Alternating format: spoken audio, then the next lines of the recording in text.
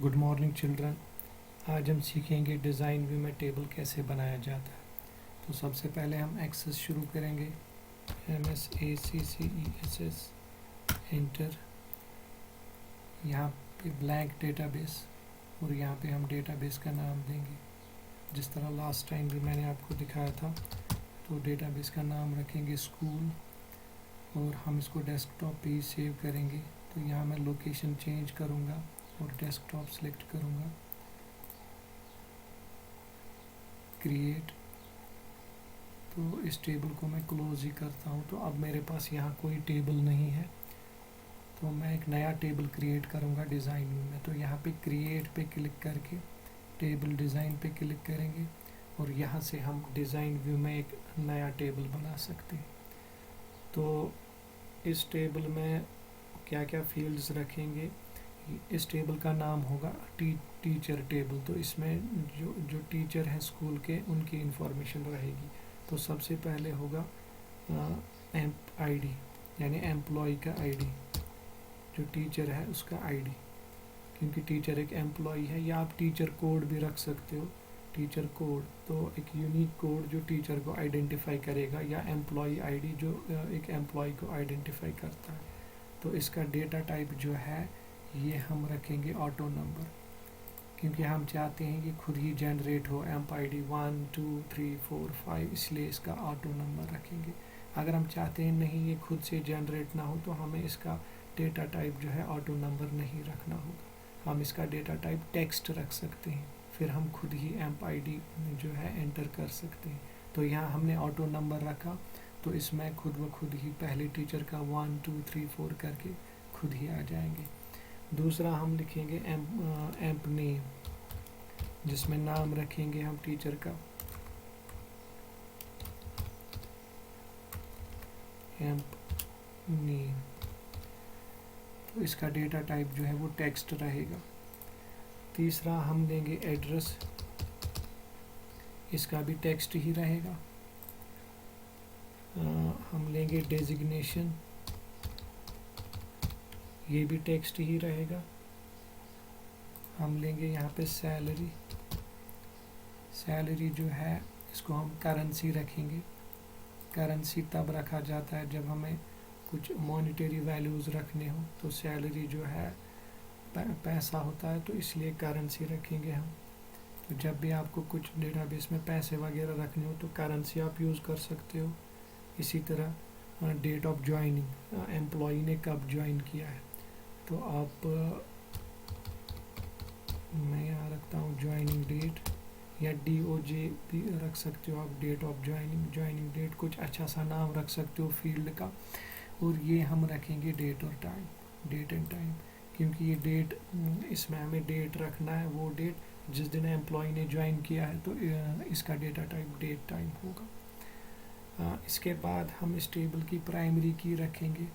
तो प्राइमरी की इसमें एम्प आईडी रहेगी, क्योंकि एम्प्लॉय का आईडी ही होगा जो यूनिक होगा। एम्प्लॉय का नाम यूनिक नहीं होगा, क्योंकि दो एम्प्लॉयज़ के नाम सेम हो सकते हैं, एड्रेस भी सेम हो सकता है, डेजिग्नेशन भी सेम हो सकता है, सैलरी भी सेम हो सकती है, ज्वाइनिंग डेट भी सेम हो सकता है। तो एम्प आईडी इसकी प्राइमरी की रखेंगे। तो प्राइमरी की रखने के लिए आपको पता है इसको सिलेक्ट करना होता है और यहाँ पे इस की पे क्लिक करना होता है। अब यहाँ हमें की दिख रही है, तो इस तरह से एम्प आईडी जो है ये प्राइमरी की बन गया। यानी अब दो एम्प्लॉय, जब हम डेटा एंटर करेंगे तो दो एम्प्लॉयज़ का एम्प आईडी सेम नहीं रख सकते।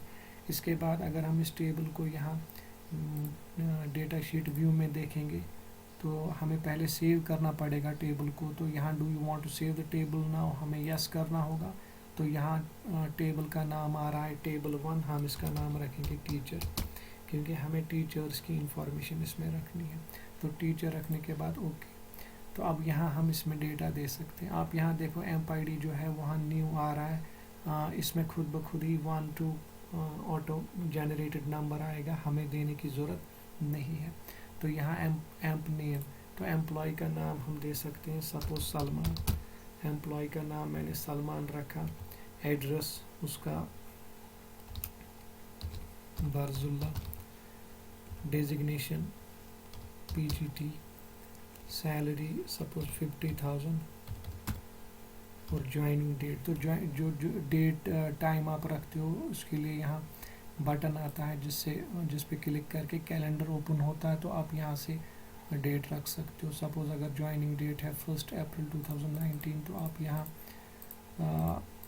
وہ منتھ سلیکٹ کر سکتے ہو, جیسے یہاں اپریل 2019, تو 1 اپریل 2019. لیکن یہاں آپ ڈیٹ دیکھو, پہلے منتھ آ رہا ہے, پھر بیچ میں ڈے آ رہا ہے, پھر ایئر آ رہا ہے.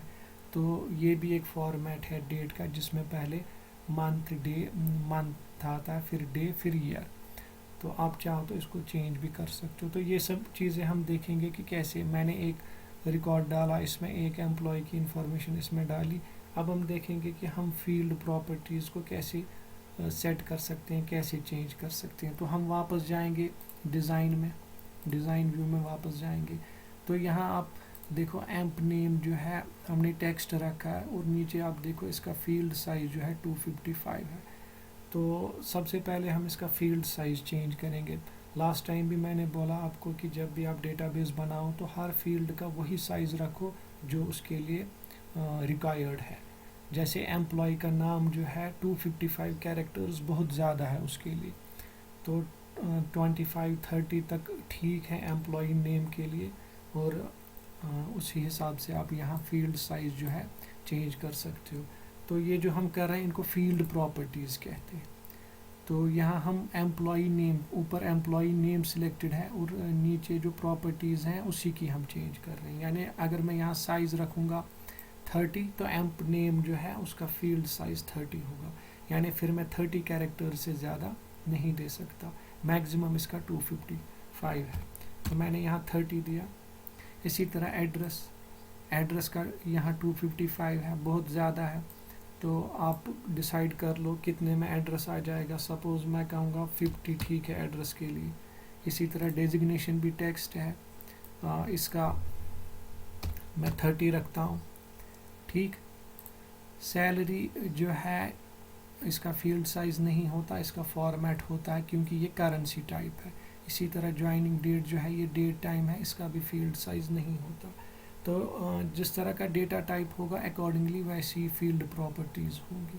تو اب ہم واپس جاتے ہیں ادھر ایمپ نیم پہ, ہم نے اس کا فیلڈ سائز 30 رکھا. اب یہاں دوسری چیز ہے فارمیٹ. اگر آپ یہاں فارمیٹ میں گریٹر دین دو گے, ایسے گریٹر دین سائن دو گے, تو جو کچھ بھی آپ ڈیٹا دو گے, چاہے آپ لوور کیس میں دو یا اپر کیس میں دو, لوور کیس مطلب اسمال اے بی میں, اپر کیس مطلب کیپٹل اے بی میں, آپ چاہے لوور کیس میں دو یا لوور کیس میں دو یا اپر کیس میں دو, یہ ادھر اپر کیس میں ہی آئے گا کیونکہ آپ نے فارمیٹ میں گریٹر دین رکھا. آپ چیک کر سکتے ہو یہاں ویو میں, یہ ہر بار آپ سے جو ہی آپ چینج کرتے جاؤ گے ڈیزائن میں, تو یہ آپ سے پوچھے گا کہ سیو کرنا ہے کہ نہیں. تو یس.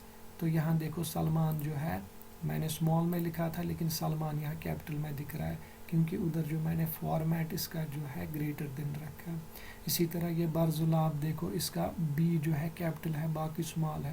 اگر آپ یہاں ڈیزائن میں جا کے ایڈریس کا فارمیٹ یہاں لیس دین رکھو گے اور واپس جاؤ گے ڈیٹا شیٹ ویو میں, تو آپ یہاں دیکھو گے برزولا اسمال میں آ رہا ہے.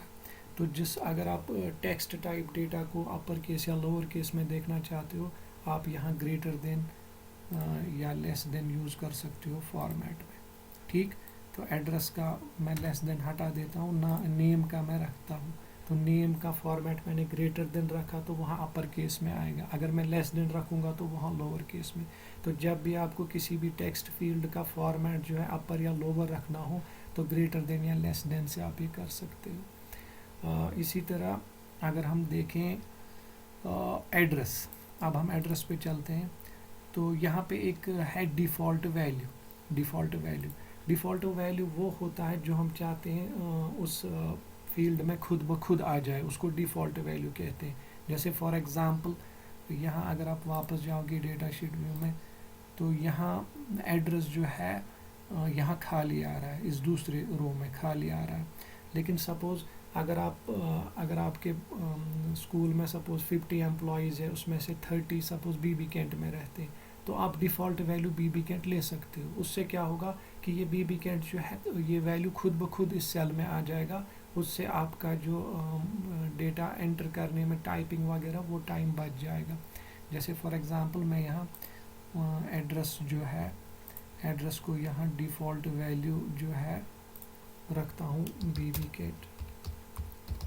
تو جب میں اس کو سیو کر کے ڈیٹا شیٹ ویو میں دیکھوں گا تو یہاں BB_Kent خود ہی آ رہا ہے.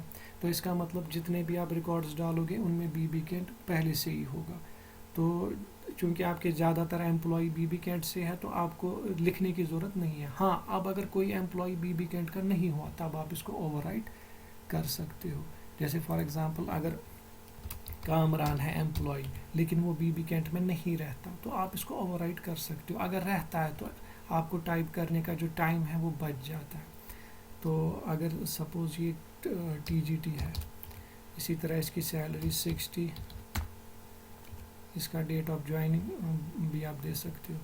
تو باقی کی کلاس میں دوسری ویڈیو میں ڈالوں گا کیونکہ ویڈیو کا سائز بڑا ہو رہا ہے.